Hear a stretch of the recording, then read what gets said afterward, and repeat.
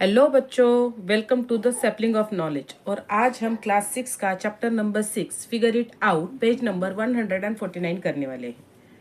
Okay, तो question number first, give the dimension of a rectangle whose area is the sum of the area of these two rectangle having measurement 5 meter and 10 meter and 2 meter and 7 meter।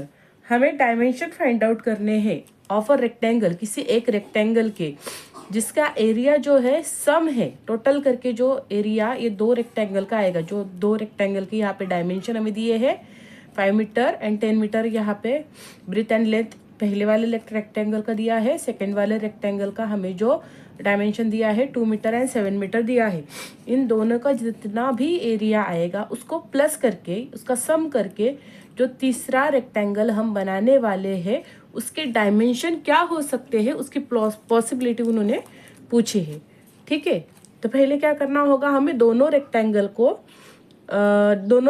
का area find out करना होगा। और जब दोनों rectangle का area मिल जाएगा उसका सम करके हमें जो थर्ड रेक्टेंगल के डायमेंशन पूछे हैं उसका एरिया, हमें उसके डायमेंशन हम एरिया मिल जाएगा तो हमें डायमेंशन फाइंड आउट करने में इजी हो जाएगा।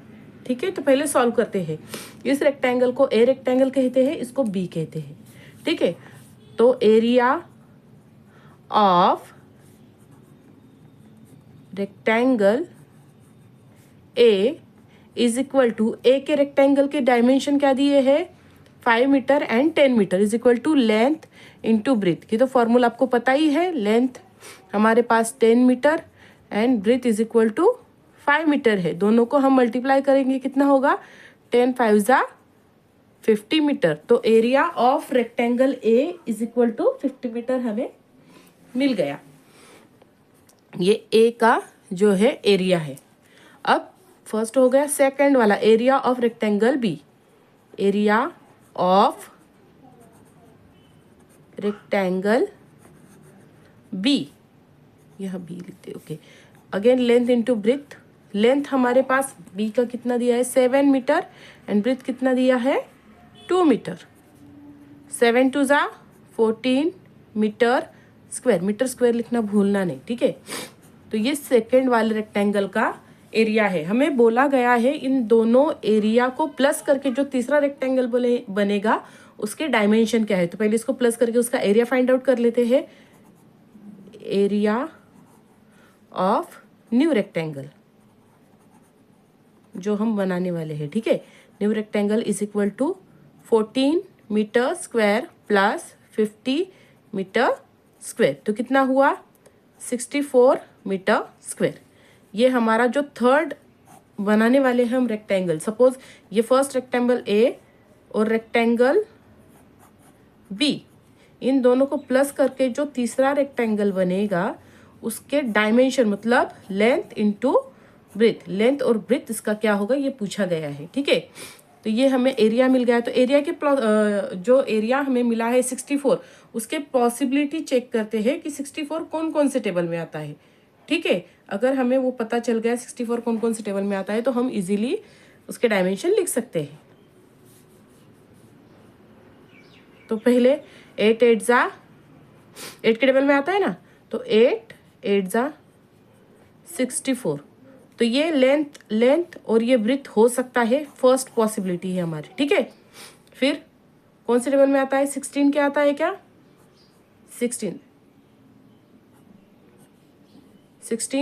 4 जा 64। ये तो ये हम इसे लेंथ और इसको ब्रेथ कह सकते हैं। ठीक है, मिल गई दोनों पॉसिबिलिटी। और कौन से टेबल में आता है बताओ 32 2 जा 64, तो इसे लेंथ इसे ब्रेथ कह देते हैं। तो ये हो गई हमारी 3 पॉसिबिलिटी। ठीक है, यहाँ तक समझा। अब ये जो तीनों है, तीनों में से आप कोई भी डायमेंशन लिख सकते हो। ठीक है, अब हम नेक्स्ट क्वेश्चन करते हैं, question number 2।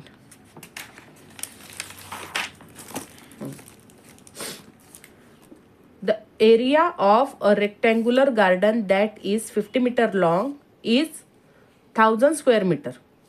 Find its width. तो पहले क्या करना है, जो भी हमारा एरिया का फॉर्मूला होता है उसी को लिखना है हमें, और उसी फॉर्मूले को लिख के हमें विड्थ इजीली मिल जाएगा, अलग से फॉर्मूला लिखने की ज़रूरत नहीं है।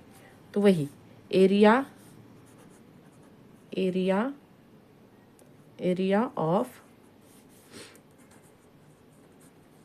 Rectangular garden is equal to length into breadth, वही वाला फॉर्मूला लिखना है, अलग से लिखने की ज़रूरत नहीं है। तो एरिया हमें ऑलरेडी गिवन है 50 मीटर स्क्वायर, नहीं ये लॉन्ग, ये लेंथ थी। एरिया हमें ऑलरेडी गिवन है 1000 square metre is equal to length हमें दिया है 50 मीटर इंटू में ब्रीथ, ऐसे ही लिखना है। ठीक है, अब जो है हमें ब्रीथ फाइंड आउट करनी, तो इसे इसी साइड में रहने देना, और ये जो 50 है 50 मीटर, इसे इस साइड लेके जाएंगे तो ये मल्टीप्लिकेशन में है, इस साइड जाके ये डिवीजन में हो जाएगा। मतलब 1000 ये स्क्वायर मीटर स्क्वायर है, मीटर स्क्वायर का मीनिंग क्या होता है, मीटर इंटू मीटर, ऐसे होता है। ठीक है, और ये 50 मीटर इस साइड में चला गया, 50 मीटर। ठीक है, इज इक्वल टू हमें ब्रीथ मिल जाएगा। 0 से 0 कट कर दो, 5 1 जा 5, 5 2 जा 10, और एक 0 बच गया यहाँ पे 20, एक मीटर से दूसरा मीटर कट गया। ठीक है, कितना बचा, 20 मीटर, तो 20 metre is equal to breadth. Next question करते हैं। The floor of a room is 5 metre long and 4 metre wide. कोई फ्लोर दिया है हमें, वो 5 मीटर लॉन्ग और 4 मीटर वाइड है। A square carpet whose side is 3 metre, और एक स्क्वायर कारपेट है उसकी साइड 3 मीटर है। Is laid on a floor, उसे फ्लोर पे बिछाया गया है। Find the area that is not carpeted, तो हमें ऐसा एरिया फाइंड आउट करना है जो कारपेटेड नहीं है। तो हम क्या करेंगे, पहले फ्लोर का एरिया फाइंड आउट करेंगे, देन कारपेट का एरिया फाइंड आउट करेंगे, उसके बाद हम उसको सब्सट्रैक्ट करके माइनस करके चेक करेंगे कि कितना एरिया है जो कारपेटेड नहीं है। ठीक है, question number 3, area of floor is equal to length into breadth. Length हमारे पास है 5 मीटर, इंटू में ब्रीथ हमारे पास है 4 मीटर। 5 4 जा 20 metre into metre, metre square. तो ये मिल गया हमें एरिया ऑफ फ्लोर। अब area of square carpet, square carpet का एरिया फाइंड आउट करते हैं। तो उसकी जो साइड दी गई है हमें 3 मीटर, तो एरिया ऑफ स्क्वायर क्या होता है, side into side, side into side. Side है 3 मीटर इंटू में 3 मीटर, 3 3 जा 9 metre, metre into metre, metre square. ये है कारपेट का एरिया। तो area that is not carpeted, जो एरिया है जो कारपेटेड नहीं है उसे हमें फाइंड आउट करना है।